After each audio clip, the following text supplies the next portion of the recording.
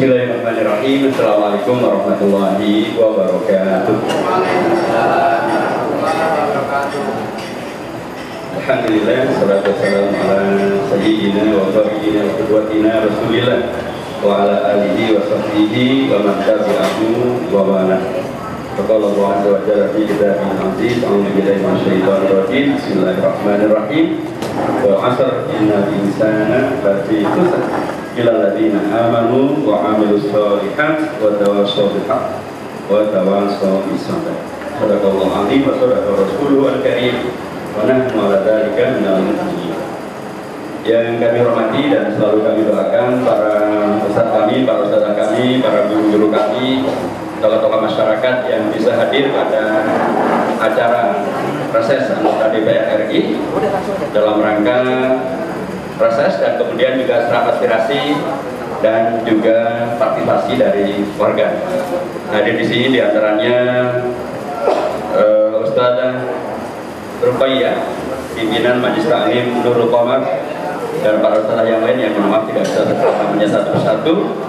Juga tadi yang baru menyampaikan aspirasinya sekaligus sambutannya, Ustadz kita kawan lama, sudah lama dengan beliau, berapa kali ketemu dalam majelis taklim maupun juga majelis keislaman yang lain. Ustadz Dr. Haji Sulhan MA serta putranya. Yang saya hormati juga Bapak Wawan Setiawan, Ketua Masjid Al-Huda, Bapak Guntoro, Ketua Dewan Masjid Indonesia Kemayoran, Bapak Syahiruddin, Ketua Masjid Baitul Mukminin, dan para pimpinan masjid-masjid yang lain yang hadir di sini yang saya tidak sebutkan namanya satu persatu. Juga barangkali hadir juga bapak-bapak dari kelurahan, dari RW, dari RT, maupun juga tokoh-tokoh pemuda. Hadirin hadirat yang semuanya saya hormati. Luar biasa yang tadi telah disampaikan Ustaz Sahroni, dan itulah salah satu dari kalau boleh disebut manfaat daripada berdemokrasi. Kita bisa bertemu secara langsung, bahkan bisa menyampaikan aspirasi secara langsung, dan bahkan bisa dalam tanda kutip mengawal apa yang dulu pernah diamanahkan, apa yang dulu pernah dipilihkan untuk kemudian ditanyakan apa yang kemudian dilaksanakan. Karena dengan sesungguhnya Bapak yang saya hormati, memang di satu pihak kita bersyukur bahwa kita berada di Indonesia dengan demokrasinya, yang terus terang ini demokrasi yang sangat dikuncikan. Dan bahkan di negara-negara Timur Tengah sekalipun, Indonesia menjadi contoh tentang bagaimana berdemokrasi dengan baik tanpa kemudian menghadirkan hancur-hancuran. Di Libya hancur, di Tunis hancur, di Mesir hancur, di Sudan hancur, di Yaman sekarang hancur, di Irak hancur, di Syria hancur, Lebanon hancur, Afghanistan, Pakistan, Bangladesh hancur-hancuran.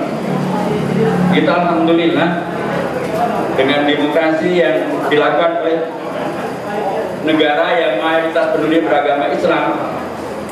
Betul bahwa kita nyesek juga sih sebenarnya.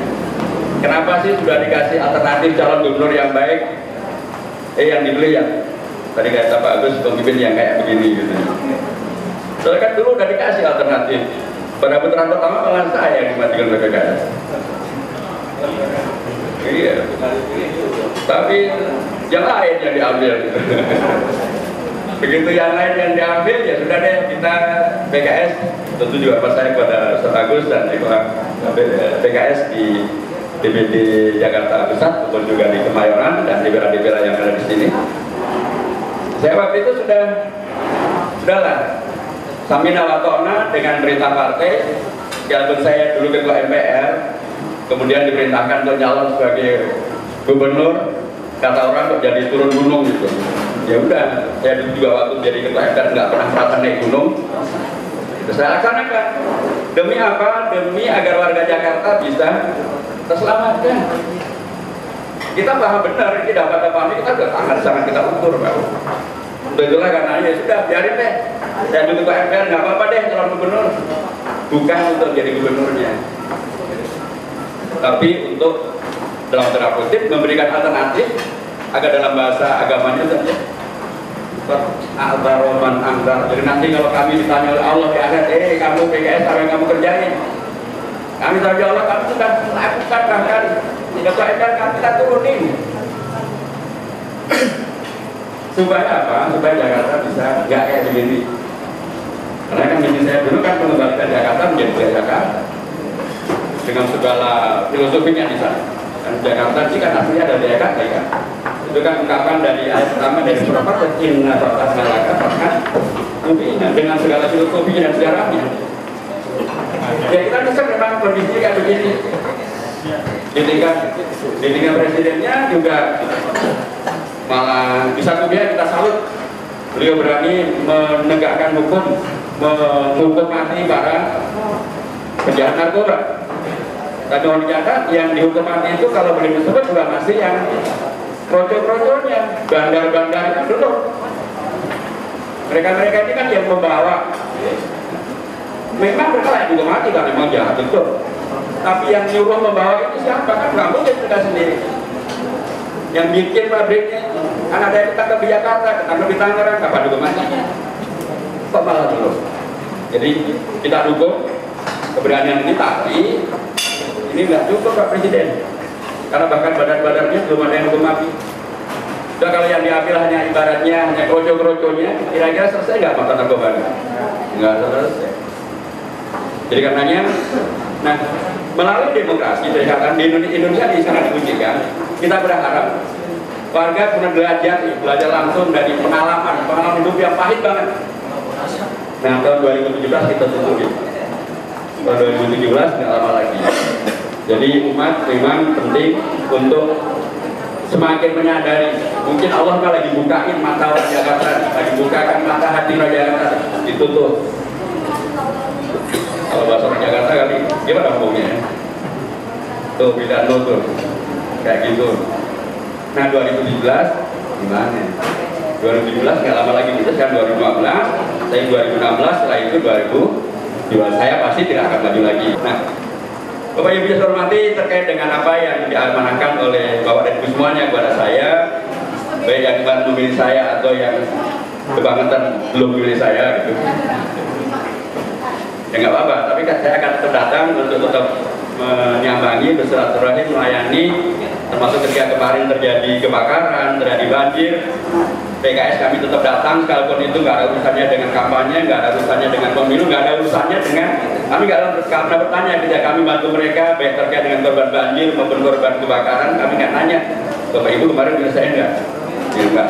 Kita bantu semuanya warga Jakarta, karena begitulah Islam mengajarkan kepada kita. Wa ta'awanu 'alal birri wat taqwa. Al bir itu bukan berarti tahun minum bir, apalagi bila-bilain bir.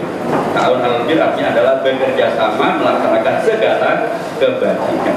Nah, Bapak Ibu yang saya hormati, saya memang kemudian atau kita mendapatkan bonus setelah terpilih menjadi anggota DPR, bagaimana amanah dari Bapak dan Ibu semuanya. Karena Pak Prabowo, Pak Akbar Tanjung, Pak Abdul Bakri, Pak Amir Rais ingin memastikan bahwa kita nih Koalisi Merah Putih harus memenangkan pemilihan pimpinan MPR. Sebab di MPR itu ada di antara TAP MPRS nomor 25 tahun 66 yang menyatakan PKI adalah organisasi politik yang terlarang di Indonesia. Dan terlarang juga penyebaran komunisme, marxisme, dan leninisme. Mengapa kami harus menang? Karena ada pihak yang menyuarakan untuk mencabut larangan itu, mencabut TAP MPRS nomor 25 tahun 66 agar PKI boleh lagi di Indonesia. Dengan alasan ini kan demokrasi, dengan alasan ini kan hak asasi manusia, dengan alasan itu bagian dari kebebasan berekspresi. Bapak Ibu sekalian bisa bayangkan kira-kira nih kalau Indonesia PKI ada lagi jadi kayak apa Indonesia? Nggak ada PKI aja, miras sudah mau dibolehin gitu ya. Nggak ada PKI, prostitusi mau dilupin lagi, malah PSK mau dikasih ijazah. Gimana kalau ada PKI? Karenanya Koalisi Merah Putih memastikan kita harus menang dalam pemilihan pimpinan MPR. Dan katanya mereka minta kepada PKS agar saya dicalonkan untuk menjadi bagian dari pimpinan MPR. Tadinya kalau mau sebenarnya saya bisa digerakkan, tapi enggak, sudah kami diwakil saja, wakil pimpinan MPR.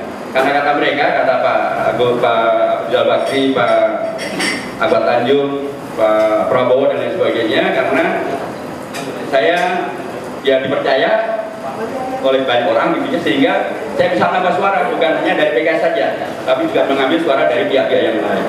Alhamdulillah kita menang dengan selisih 16 suara. Tapi 16 suara itu ternyata bisa efektif mencegah jangan sampai PKI hidup lagi di Indonesia. Kalau 16 suara ini lewat, jangan-jangan hanya karena 16 suara PKI bisa hidup lagi di Indonesia. Ngeri atau tidak? Jadi itulah salah satu alhamdulillah yang kita syukuri. Dengan bila Bapak Ibu dan saya jadi anggota DPR memungkinkan saya kemudian diajak atau diamanahkan oleh kawan-kawan dari luar PKS, malah Pak Prabowo, dari Pak Ahmad Tanjung, Pak Rizal Bakri, dan kemudian alhamdulillah kita memang bisa tentu kerjasama dengan kawan-kawan yang lain. Saya kira itu salah satu amanah pertama yang perlu saya sampaikan, supaya kita juga merasa bahwa ternyata kalau kita punya wakil itu banyak yang bisa kita kerjakan. Kalau wakilnya benar, banyak yang bisa kita kerjakan. Terhasil di antara itu. Nah, saya karena sekarang ini saya hanya wakil ketua MPR, saya dimungkinkan untuk aktif di DPR. Berbeda dengan waktu saya menjadi ketua MPR tahun 2004-2009, itu saya diutamakan untuk aktif di DPR. Mengapa? Karena dia kan ada protokolernya. Dan sehingga pada wakil saya lah aktif di DPR. Nah sekarang karena saya hanya wakil, saya aktif juga di DPR di Komisi 8. Nah Komisi 8 ini terkait dengan masalah sosial, masalah keagamaan, pemberdayaan perempuan dan perlindungan anak, dan juga terkait dengan masalah bencana. Ini sangat terkait dengan beragam hal yang tadi disebutkan Ustaz Burhan. Misalnya tentang masalah keagamaan, yang tadi disebut tentang undang-undang perlindungan umat beragama. Pertama, insya Allah Pak, kami akan jadi benteng di situ. Itu tidak akan terjadi dalam arti perlindungan yang merugikan kepada umat Islam yang asal terlalu, yang mayoritas mutlak di negeri ini. Perlindungan adalah justru perlindungan yang benar kepada umat Islam yang benar, yang Ahlussunnah wal Jamaah, yang Sulhan dan rekan-rekan yang lain.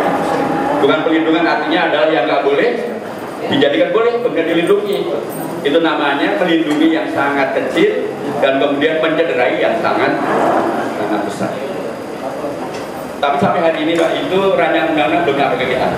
Karenanya kami belum bisa mengkritisi secara optimal dan faktual, karena memang kami menerima. Kami akan tunggu, dan kalau sampai itu memang benar, mohon doanya dengan istiqomah untuk bisa meyakinkan kawan-kawan yang lain untuk kemudian mengkoreksi makna daripada pelindungan. Betul, umat Islam harus beragama dilindungi. Karena ada sebagian tadi ada pemimpin yang kemudian nantang-nantang ini, memang apa bahayanya miras? Memang ada yang mati karena miras. Nah, ini kan sudah apalagi bawa Nabi pula, Nabi ke Jakarta juga nggak bisa mengatasi itu. Ini sudah perlu Nabi. Hari ini saya memposting Twitter. Saya nukil berita dari Republik Online. Judulnya Risma, Wali Kota Surabaya, menutup prostitusi doli untuk menyelamatkan anak-anak Indonesia. Itu saya kutip, perlu saya katakan, Wali Kota Surabaya, yang mohon maaf Ibu, berani menutup prostitusi, artinya pasti berani menutup prostitusi, artinya menolak lokalisasi, apalagi sertifikasi. Dan bisa. Bagaimana dengan Gubernur Jakarta? Masuk kalah sama Wali Kota Surabaya? Kan beliau selalu mengatakan ini nggak bisa diatasi, banyak penanggung, urus saja nggak penanggung. Ini urusannya adalah dengan kalau seorang ibu Wali Kota Surabaya, ibu kota Jawa Timur, berani dan bukan hanya berani, bisa. Yang Jakarta nggak bisa, kalah sama Mucikari, malah mau bikin apartemen. Memang warga Jakarta sudah pada bebas semuanya sehingga ada yang perlu juga apartemen. Warga Jakarta yang masih miskin-miskin yang itu sangat banyak. Mereka yang akan bikin apartemen. Jadi saya mengatakan bahwa warga umat beragama dilindungi. Dilindungi dari apa? Dari perilaku-perilaku yang melecehkan agama semacam ini.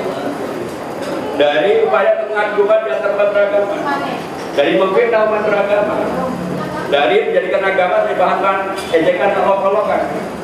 Itu mah dilindungi. Bukan kemudian mohon maaf yang benar, yang mayoritas mutlak dan malah dilecehkan, yang aneh ajaib malah kemudian tapi sekali lagi itu rancangan belum sampai kami. Tapi kalau sampai kami pasti akan mengkritisi. Bagaimana kami mengkritisi Bapak Ibu sekalian tahun ini tentang rencana Kementerian Agama untuk mengegolkan sebuah rancangan tentang pembiayaan ibadah haji tahun 2015. Tadinya mereka mengusulkan biaya haji tahun ini ada sekitar 4 juta sekian. Kami di Komisi 8 melalui Panja Haji menolak, mengkritik dengan sangat keras. Sampai kami membanting buku dan lain sebagainya. Berapa kali pihak Kementerian Agama mempertahankan diri seolah tidak mau mundur. Kami mengatakan, mari kita periksa satu-satu. Sehingga kemudian kita paksa mereka, karena paksanya sebelum bisa diturunkan. Sehingga dari usulan pertama itu, sekarang ongkos naik haji bisa turun sekitar 10 juta. Dari usulan Kementerian Agama, dari 40 juta menjadi 30 juta. Dibandingkan dengan tahun yang lalu, turunnya adalah sekitar ongkos haji tahun yang lalu dibanding dengan yang sekarang yang sudah disahkan kemarin Komisi 8, turunnya sekitar $502 Amerika. Itu artinya sekitar 502 berarti sekitar 6 jutaan dibanding dengan tahun yang lalu. Tapi kalau dibanding dengan usulan pemerintah, turunnya lebih dari 10 juta. Dan alhamdulillah itu bisa kita lakukan. Kalau kemudian diakumulasi berapa uang jamaah yang diselamatkan per tahun ini, pada tahun ini akibat untuk tadi masalah ongkos haji tadi, maka uang yang bisa diselamatkan sekitar 978 miliar rupiah. Jadi bisa, dan kami akan berkomitmen semacam itu. Termasuk juga untuk menyelamatkan, kita sedang merancang satu undang-undang untuk menyelamatkan yang disebut dengan dana abadi umat. Ini kan ada ya, Bapak Ibu sekarang ada dengar kan, itu dana abadi umat, DAU. Dana abadi umat ini adalah dana dari jemaah haji yang merupakan, kan jemaah haji ini sekarang misalnya bayar sekarang nih misalnya, dapatnya kapan? 11-12 tahun yang akan datang. Itu kalau di Jakarta. Kalau di Kalimantan, di Sulawesi bisa sampai 23 tahun yang akan datang. Di Jawa Timur juga begitu. Permasalahannya adalah kalau kita pun bayar sekarang 25 juta misalnya, dan kemudian baru akan dipakai katakanlah 10 tahun yang akan datang, itu kalau kita nabung kira-kira nambah berapa tuh? Lumayan lah gitu, jadi kita haji lebih banyak, kata kita tabung di bank syariah lah gitu, pasti ada tambahan. Tapi ini tentu dengan haji nggak ada cenderungannya. Dan akumulasi dari dana abadi umat itu tidak kurang dari 40 triliun rupiah. Permasalahannya namanya bagus, dana abadi umat, tapi umat tidak pernah bisa mengakses. Sehingga umat harus repot-repot ke sentra-sentra di pinggir jalan minta bantuan untuk bangun masjid, bantuan untuk membina yatim, bantuan untuk panti asuhan, orang-orang jompo, pesantren-pesantren kita, muadzin kita, merkon kita, ada. Tapi memang masalahnya itu oleh pemerintah sudah dimasukkan ke bagian dari sumber APBN. Dan malah bukan dana abadi umat untuk umat, dana abadi umat untuk negara. Jadi umat ini malah membangun negara. Ini kami koreksi. Nanti kalau undang-undangnya selesai, itu insya Allah akan kami bisa amankan.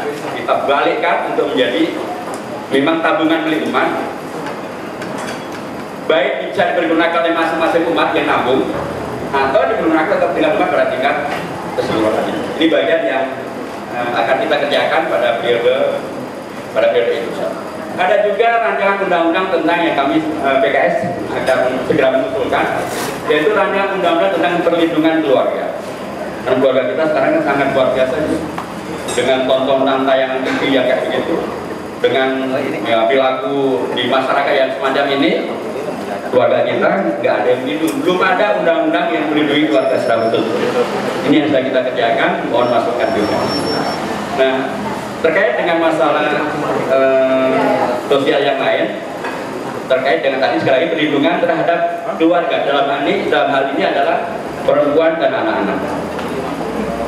Di Indonesia ini ada dulu namanya Kementerian Negara, Kementerian Perempuan dan Perlindungan Anak.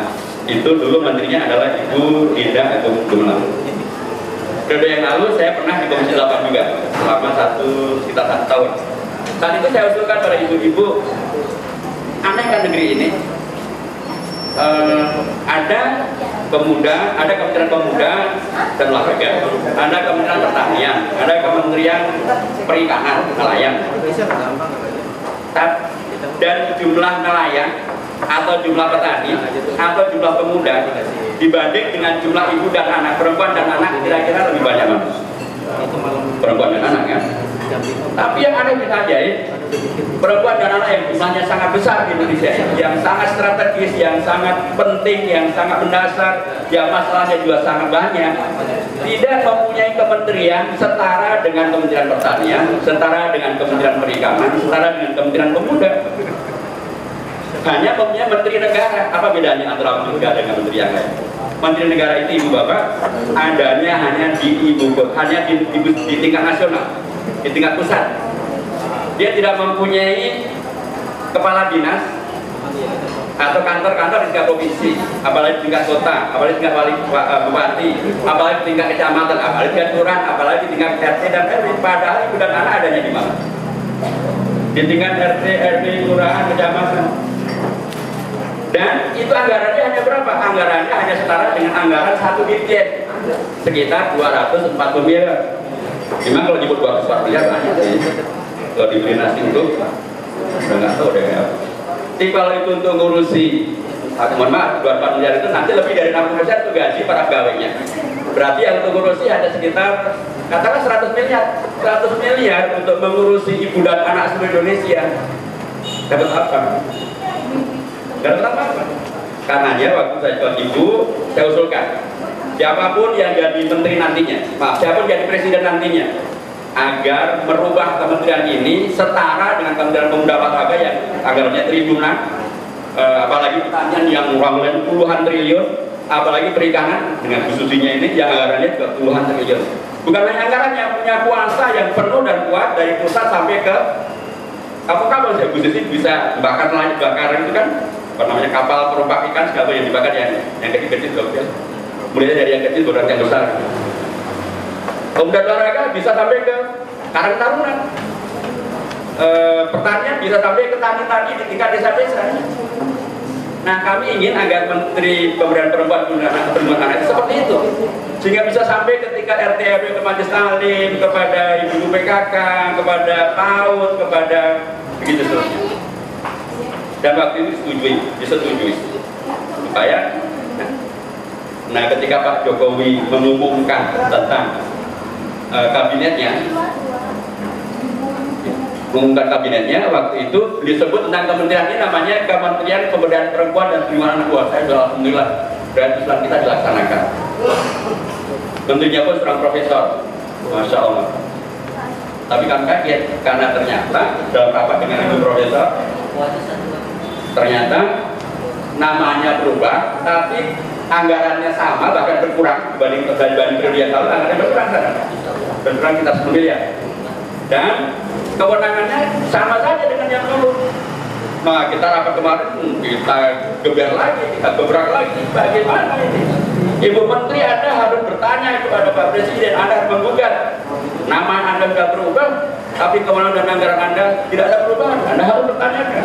Kami ingatkan keputusan kita yang dulu, dan itu jadi keputusan baru di Komisi 8. Harapan kami kalau itu bisa terlaksana, saya sampaikan, insya Allah dengan anggota DPR yang baik, dengan DPR yang baik, kita bisa mengadvokasi membela kepentingan perempuan dan anak secara efektif melalui kementerian-kementerian yang ada. Banyak yang bisa saya sampaikan di sini, yang hormati, karena tadi satu hal kami ingatkan, sekarang hari Jumat, mudah-mudahan Jumat kita membawa kepada keberkahan seperti pada pagi siang hari ini, dan menjadi bagian dari persiapan kita menuju kepada Ramadan.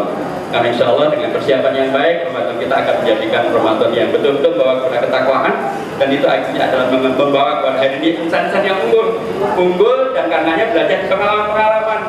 Jangan sampai nanti 2017 lupa lagi dengan yang kemarin, hanya karena sembako atau karena suap atau karena itu ada lagi.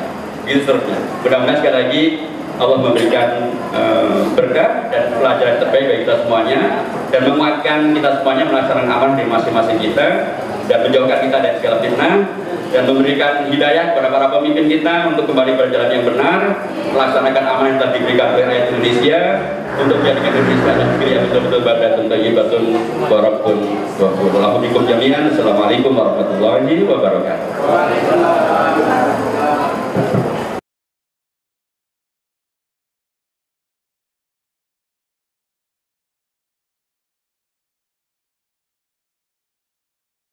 Assalamualaikum warahmatullahi wabarakatuh.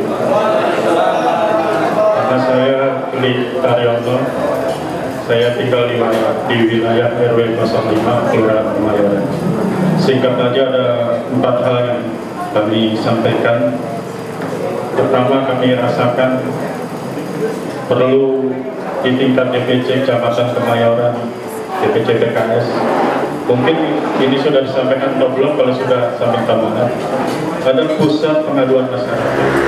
Karena begini, kami kadang bingung sebagai masyarakat kecil, punya kartu sehat tidak berfungsi, punya BPJS ditolak rumah sakit. Kadang kami bingung ngadunya kemana. Mudah-mudahan dengan call center ini PKS bisa membantu dan melayani masyarakat lebih dekat. Karena peran sebenarnya, peran itu yang kami sangat dambakan. Itu pertama. Kedua, ini mungkin sudah sering saya sampaikan, peran aktifnya kader-kader PKS. Mudah-mudahan 2-3 tahun ke depan RT di DKI kadernya PKS semua. Jadi kalau kita kumpulnya Pak RT di saudara Munas PKS. Karena basis di bawah ini penting. Dengan figur-figur Pak RT dari PKS, mudah-mudahan Jakarta akan lebih baik. Mungkin juga Pak RW, mungkin juga ada kan. Yang tingkat-tingkat kecil kadang kita tidak terpikirkan bahwa itu basis massa di bawah untuk mengembangkan PKS lebih besar, tidak hanya 5%. Itu yang kedua. Yang ketiga, program-program yang selama ini telah diluncurkan PKS tidak dihadirkan pada saat-saat menjelang pemilu. Ada program pengobatan gratis, seharusnya bisa kontribusi. Ada konseling apa, telah selama ini seperti tadi usaha, alhamdulillah, mudah-mudahan tiap 17 ada terus. Itu yang ketiga.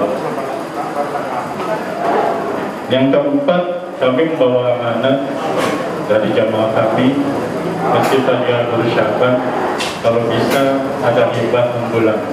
Proposalnya hari ini kami bawa dan kami akan serahkan pada yang kami hormati dan kami sayangi Dr. Hidayat Nurwahid. Karena penting, ini kalau ini dihibahkan ke setiap masjid, satu kelurahan, satu ambulan aja, mudah-mudahan PKS ke depan lebih banyak uangnya, kita dari mana, lebih bisa melayani masyarakat lebih dekat. Insya Allah ke depan akan menjadi partai yang lebih besar. Terima kasih. Kalau ada hal-hal yang kurang berkenan, kami atas nama pribadi dan atas nama masyarakat kami membutuhkan kami. Wassalamualaikum warahmatullahi wabarakatuh.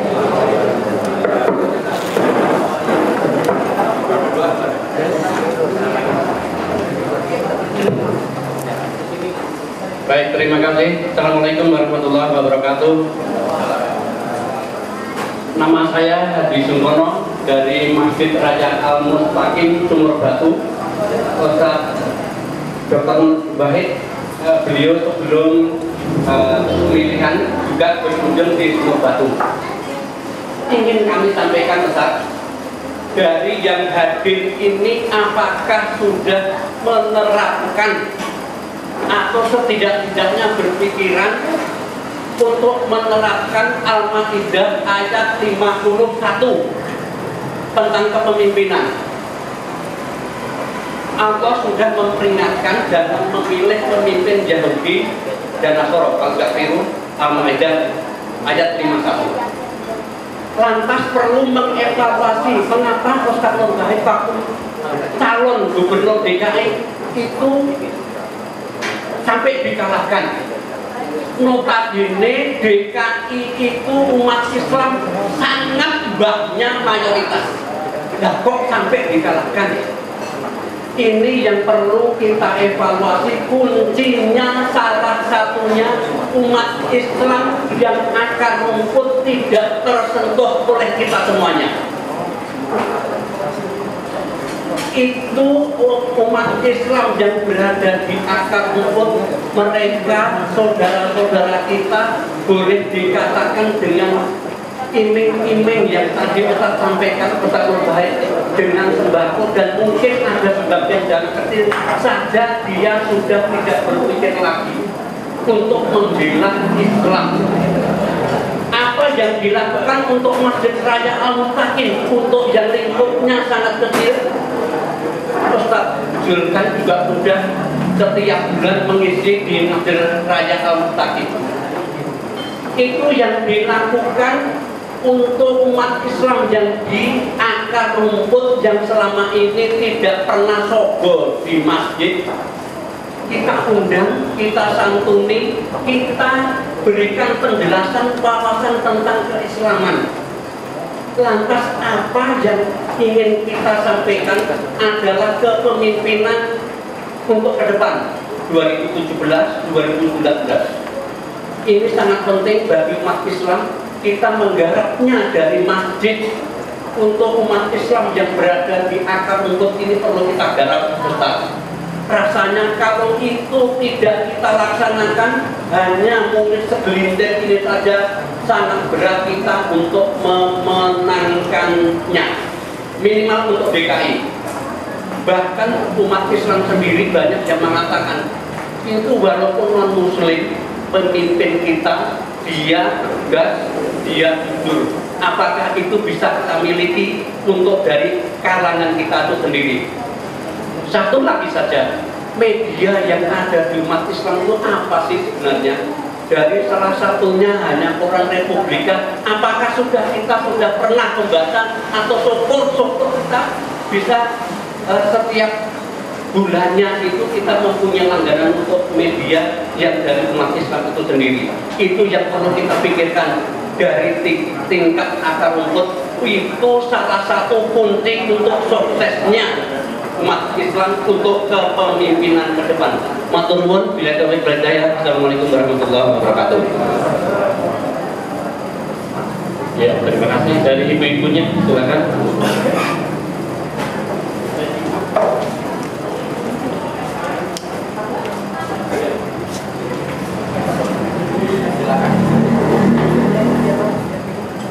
Assalamualaikum warahmatullahi wabarakatuh. Saya Ibu Nur Yuhani dari Kelurahan Gunung Sari Selatan. Saya kebetulan di Kelurahan Gunung Sari Selatan di lingkungan RW 02 sebagai Ketua RT. Bapak, saya tanyakan, hanya saya keluar dari ini Pak, kenapa uang operasional RT itu tidak per bulan? Dan karena kami banyak kegiatan-kegiatan akan kami adakan di lingkungan, misalnya saya harus bayar tukang sampah, saya harus bayar pembersih kerja bakti dan sebagainya. Nah itu kan uang itu saya dari operasional RT. Nah dari lingkungannya itu kadang-kadang kita minta keluarga itu memang kadang-kadang susah sulit ya Pak ya, karena ya banyaklah macam-macam ya Pak. Kenapa yang saya tanyakan hanya itu, kenapa tidak per bulan? Sedangkan sampai sekarang sampai 4 bulan, dan sekarang lagi di koordinator dengan dari Bank DKI. Hanya itu Pak, maaf saya keluar dari koridor. Assalamualaikum warahmatullahi wabarakatuh.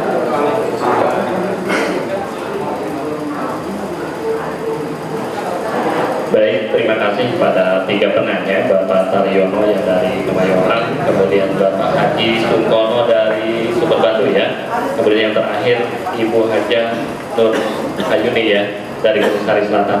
Silakan pada Ustaz untuk menjawabnya. Baik, Pak Tenun, Bapak dan Ibu, monggo pun lajengaken dari pun para materi bahasa Jawa ini kata-kata ada bahasa Jawa ya. Tadi tiga nama tadi ada Pak Karyono Pak ya? Karyono. Taryono, Bapak Taryono, kemudian Bapak Haji Sungkono, Jawi ya. Kalau Ibu, saya ikuti Ibu dari mana Ibu? Asalnya mana? Jakarta, tahu Ibu ya. Alhamdulillah. Jadi terima kasih untuk 3 masukannya. Saya terakhir pada Ibu dulu deh, Ibu Hajah Nur Ayu. Ibu benar sekali itu memang sesungguhnya nggak ada alasan untuk tidak menjadi per bulan. Itulah katanya dulu kalau program saya dulu waktu saya jadi calon gubernur, salah satu program itu saya tahu persis bagaimana susahnya para RT, para RW karena katakanlah insentifnya diberikan 3 bulan sekali. Itu pun masih dipotong Ibu.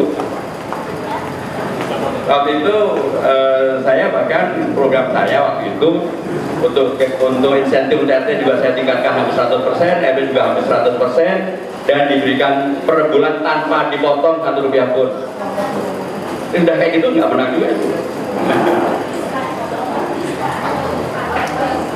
Iya, jadi mungkin yang memang pada menginginkan agar tidak dibagi bulanan itu, karena yang dimenangkan bukan yang punya program untuk membayar bulanan.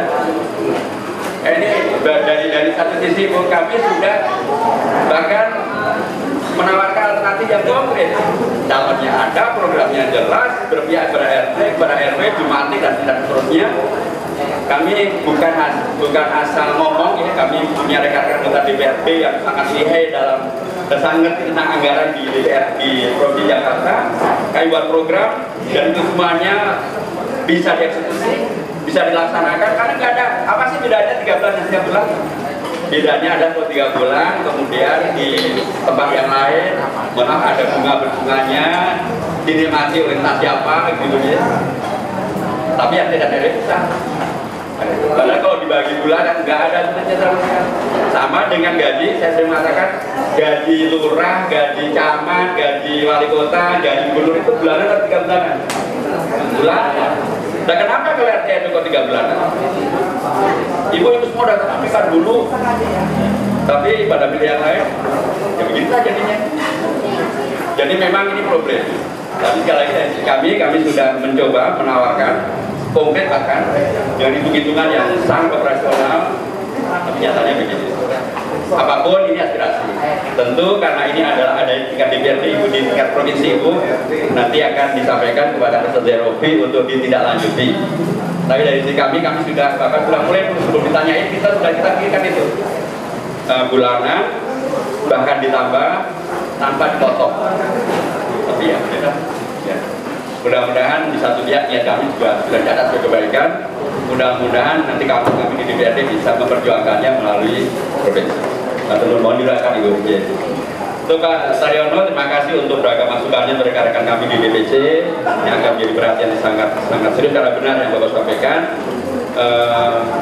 Bahkan kalau nanti di DPR sudah terlaksana bahwa itu akan ada setiap anggota DPR mempunyai rumah aspirasi.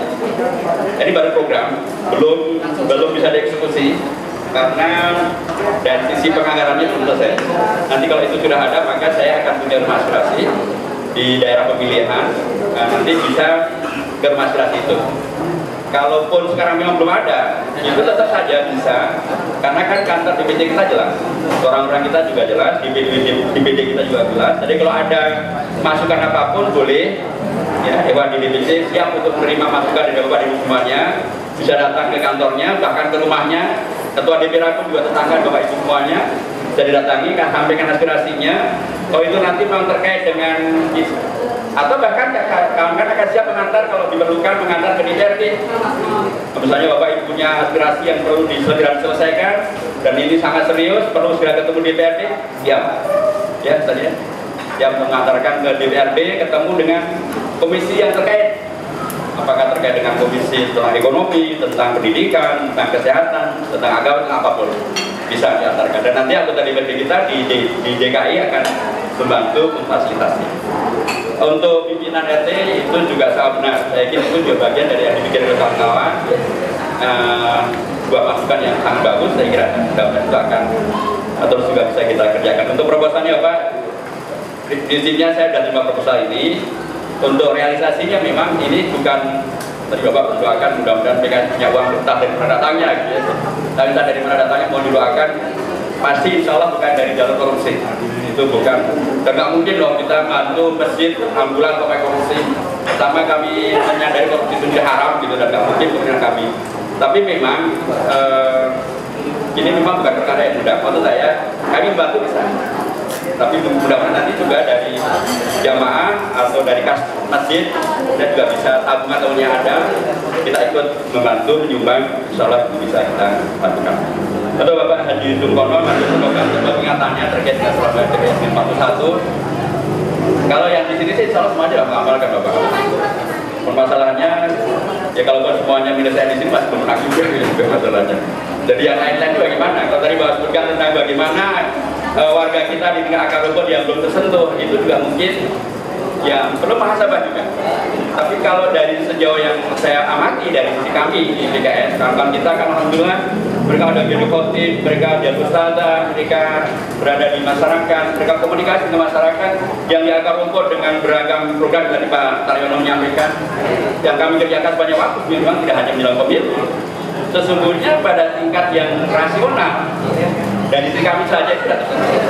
Apalagi kan sudah di Jakarta ini ada BKMP, ada majelis taklim, ada masjid, ada pengajian, ada ormas Islam yang sudah berdiri lama. Kalau babnya dari situ tersentuh, saya yakin sudah tersentuh. Permasalahannya adalah yang sering terjadi apa? Banyak orang itu sepanjang 364 hari disantun oleh PKS, dibela oleh PKS, dibela oleh para kiai, oleh para ibu-ibu rumahan yang hebat-hebat gitu ya. Kemudian pada hari yang ke-365, pada waktu pemilihan umum, dia ternyata pindah keluar, pindah hati gitu, ya. Kemudian suara kita rosot. Hari ke-366 artinya tahun baru, ketika kita tahu hasilnya semacam itu, pada kita tanya kenapa kok kemudian tokoh kita nggak terpilih di sini, bukannya kemudian sepanjang waktu sudah dibantu, sepanjang waktu diperjuangkan, sepanjang waktu diluarkan, sepanjang waktu diberikan perhatian. Kadang-kadang jawabannya aneh Pak.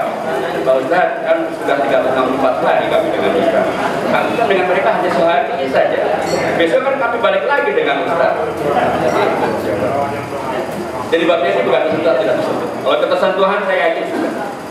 Tapi memang bagaimana umat memahami bahwa tadi Pak Sosa sampaikan suara masing-masing kita itu mempunyai makna. Jangan diartikan sebagai kan cuma saya sendiri yang nggak milih, yang nggak pilih Ustadz. Yang lain kan nanti pada pilih. Ya, ternyata logikanya sama. Akhirnya malah nggak pada pilih. Tadi saya katakan dengan 16 suara saja kita bisa mencegah PKI tidak hadir di Indonesia. Apalagi suara banyak. Sebaliknya kalau kita habis 16 suara itu kalau kemudian lewat, PKI bisa hadir lagi hanya dengan lebih 16 suara. Nah, jadi sekali lagi memang ini sebuah tantangan juga, tapi sekaligus ujian agar kita terus bekerja lebih baik lagi, bermuhasabah, agar kita kemudian melakukan proses introspeksi. Saya setuju dengan Bapak, kita melakukan introspeksi apa yang salah, apa yang jadi masalah, untuk kemudian berakhirnya kita melakukan terbaik. Tapi apapun pada akhirnya kita yakin bahwa ini semuanya tidak lepas dari takdir Allah Subhanahu Wa Taala. Takdir agar Allah, agar kita diuji agar bekerja lebih baik, lebih ikhlas, lebih tekun, lebih melayani, lebih merakyat, dan seterusnya. Tapi juga agar yang lain juga kemudian juga sama-sama melihat bahwa kalau kemudian jadi Allah terbuka aja gitu ya, nggak lagi cukup dengan khutbah seperti disampaikan Ustaz Tuhan, nggak lagi cukup dengan himbauan pengajian, nyata nih kayak gini loh hadinya, kalau ada salah pilih. Ini kan ada nyanyian yang populer, kata sakitnya itu gimana gitu. Ini kan bukan berbabat gitu. Nah, ini adalah pengalaman yang sangat-sangat luar biasa. Dan saya sepakat dengan Pak Haji Sungkono bahwa memang banyak kita hanya bisa menuntut. Kita nggak punya media sendiri, tapi media sendiri dong. Saya berkali-kali mengatakan Republika itu baik niat awal didirikan dan sampai hari ini adalah media Islam. Dibandingkan dengan yang lain, dialah media yang memperjuangkan dan menyuarakan dengan masalah. Pada banyak hal saya juga dengan dia, tapi untuk umumnya inilah yang bisa kita pergunakan.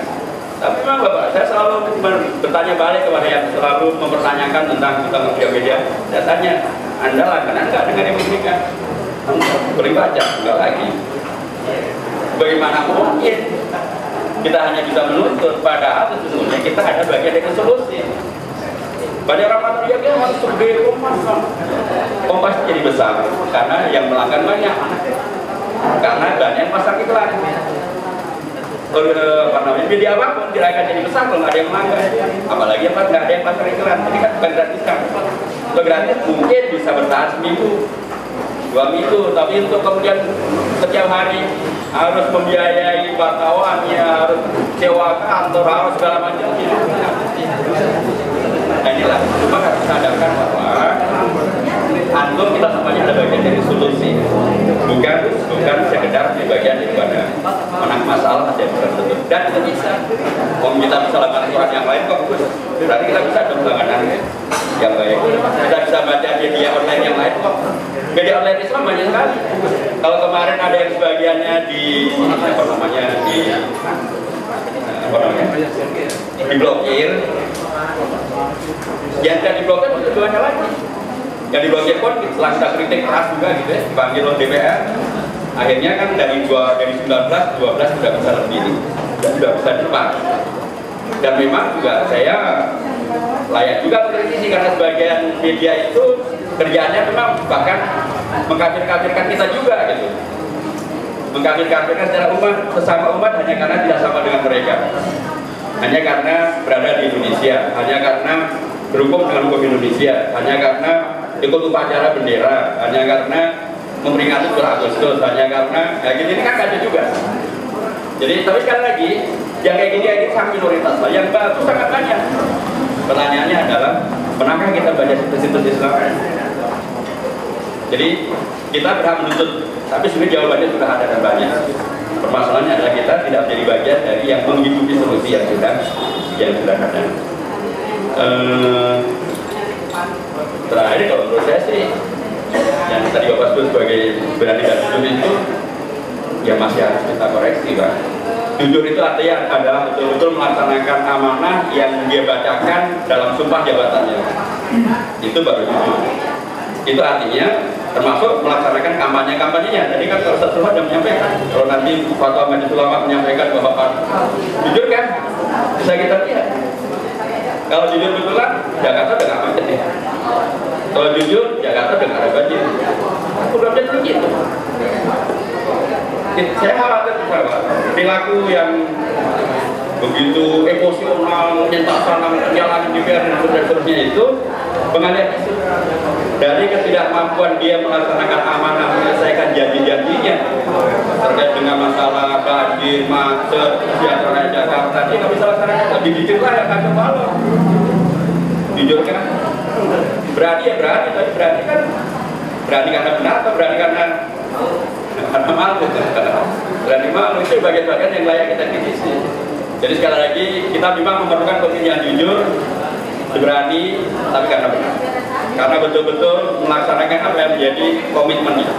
Kalau dulu komitmen menjadi gubernur di Jakarta selama 5 tahun dan bahkan mengatakan saya akan menjadikan jabatan gubernur sebagai batu loncatan jadi presiden. Kalau jujur, ya berarti laksanakan itu. Begitu, Pak. Tapi kalau yang lain, apakah jujur? Saya tidak mengatakan jujur atau tidak jujur. Kita bisa merasakannya sendiri. Jadi sekali lagi benar bahwa kita memerlukan pemimpin yang jujur, yang berani, tapi karena benar. Dan karena kejujuran itu sendiri. Dan itu sesungguhnya sangat ada.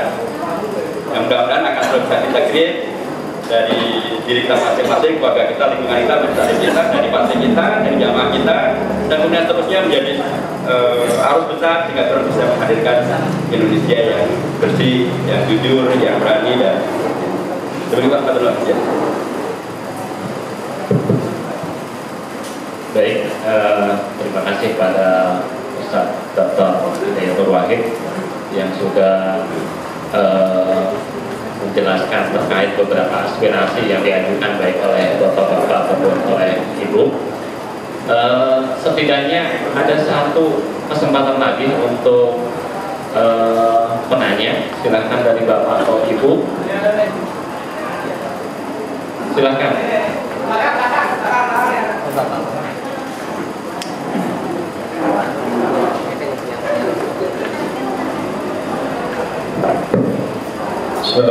Assalamualaikum warahmatullahi wabarakatuh. Alhamdulillah. Puji syukur hanya kepada Allah Subhanahu wa taala. Semoga Al-Qur'an atas tuntunan Nabi kita Muhammad sallallahu alaihi wasallam. Terima kasih atas waktu yang diberikan kepada saya, Bapak Hidayatul Wahid yang sama-sama kita hormati, dan para hujan, para sadid, semuanya hadirin yang insyaallah dimuliakan Allah Subhanahu wa Ta'ala. Tentunya saya memperkenalkan diri, saya Bapak Kuntoro dari Masjid Baitul Mu'min, pengurus TNI Kecamatan dan Kelurahan.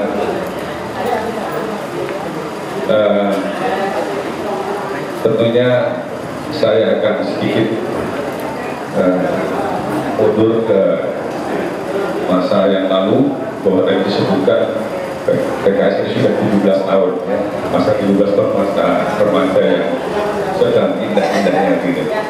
Jadi kalau kami mengingat yang lalu, bahwa kami berjuang, ya, dari PKS sejak mulai ada, dan yang paling top perjuangan kami adalah ketika memperjuangkan Bapak Adnan Purwojatun dan Pak Darmawan, ya. Masya Allah, pada saat itu kita satu dilawan kurang lebih 20 partai, misalnya, ya. Itu kita bersatu padu, dan kami terus terang kangen situasi semacam itu. Tadi betul apa yang disampaikan yang terdahulu, bahwa kelihatannya ini kurang sosialisasi sekali, kurang semangat di tingkat bawah. Nah, saya berharap tentu anak-anak remaja, karena PKS ini identik dengan anak-anak remaja calon generasi yang insya Allah amanah, berharap untuk tetap bisa berkiprah di masjid-masjid, karena masjid insya Allah, ya, akan menelurkan manusia-manusia, pemimpin-pemimpin yang amanah insya Allah. Jadi tentu saya melalui DNI, ya, saya berharap teman-teman ini yang masih muda-muda silakan berkiprah di masjid, tempat komisi di masing-masing, dan mungkin event-event tertentu semacam milad di Masjid Baitul Mu'min juga pernah disinggahi oleh Pak Haji Santoso, alhamdulillah. Dan semacam milad-milad semacam itu digerakkanlah remaja, karena kita betul-betul memerlukan generasi yang bagus, yang amanah, yang islami, tentu akan ditelurkan melalui masjid-masjid. Jadi mungkin itu saja singkat. Jadi kami mohon kepada seluruh tingkat DPP maupun tingkat DPC maupun ranting untuk tetap bersemangat untuk memperjuangkan PKS ini supaya tetap berjaya, ya, kembali berjaya, karena sempat agak terpuruk lah katakanlah begitu, ya. Tapi insya Allah kalau teman-teman itu tetap semangat dan kiprah, ya, memang yang masjid sama yang di luar masjid banyak yang di luar masjid, tapi insya Allah kalau kita nggak patah semangat, ya, insya Allah kita akan sama-sama perjuangkan melalui Islam, ya, nggak usah bicara ilmiah barangkali, ya, Islam. Mudah-mudahan PKS ke depan akan berjaya kembali. Itu saja yang dapat kami sampaikan, dan tentunya ini hanya merupakan menyemangati pada kader-kader yang masih muda saja yang dapat saya sampaikan. Lebih kurangnya mohon maaf. Assalamualaikum warahmatullahi wabarakatuh.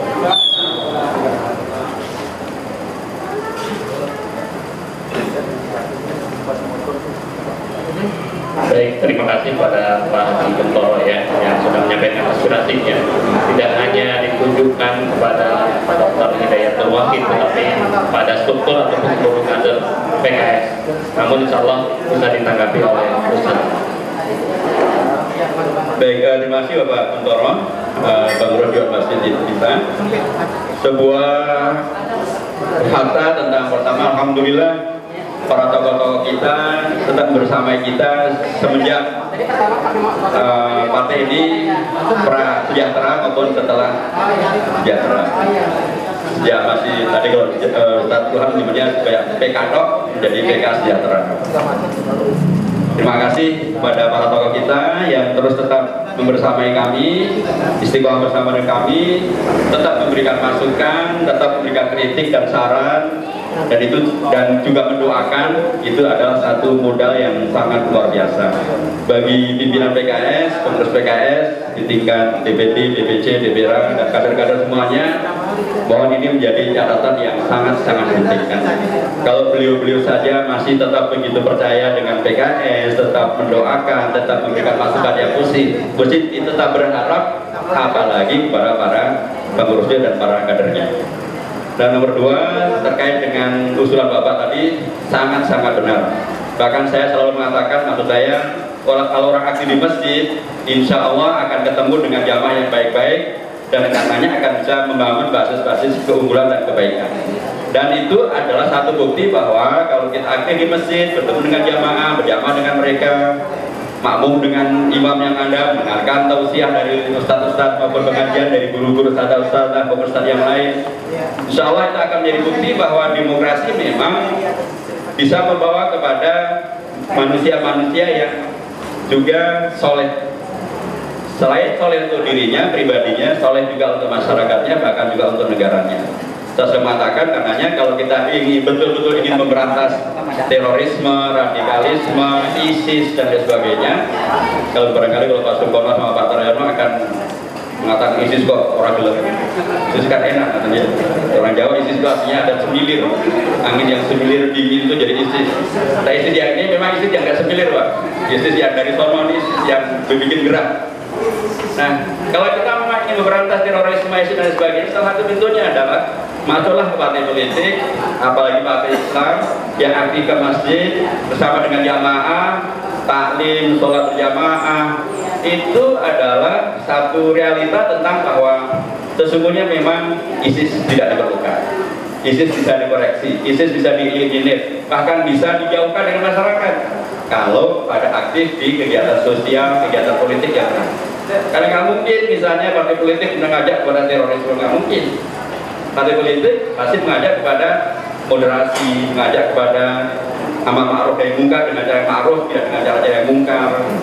Kalau misalnya ada kata lain itu pada berjenggot, ya kata yang pertama itu salah satu ciri ISIS adalah berjenggot. Nanti dulu saya bilang, ada apa salahnya dengan jenggot? Kemarin saya menghadiri konferensi Asia Afrika, penutupan konferensi Asia Afrika peringatan yang ke-60.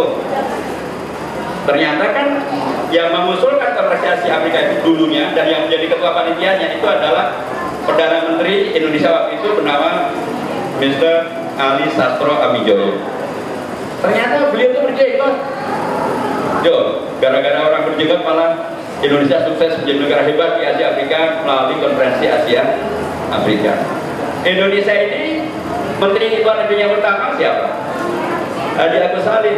Berjenggot atau tidak? Jenggotnya lebih banyak dari kita semuanya, dibanding Ustaz Sulhan juga. Di Jakarta ini ada jalan raya utama namanya Gatot Subroto. Kenapa Ibu dengan Gatot Subroto? Gatot Subroto ini adalah jenderal yang pertama kali menjadi panglima setelah Pak Sudirman.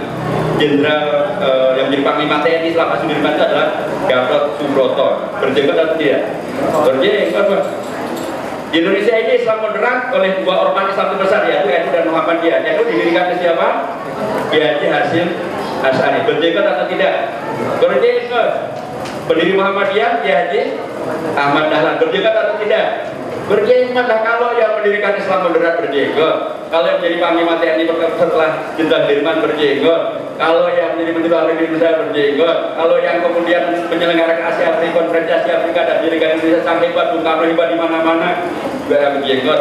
Nah, maksud berjenggot intinya apa idealnya dengan ISIS? Gimana ceritanya? Emang Haji Agus Salim ISIS?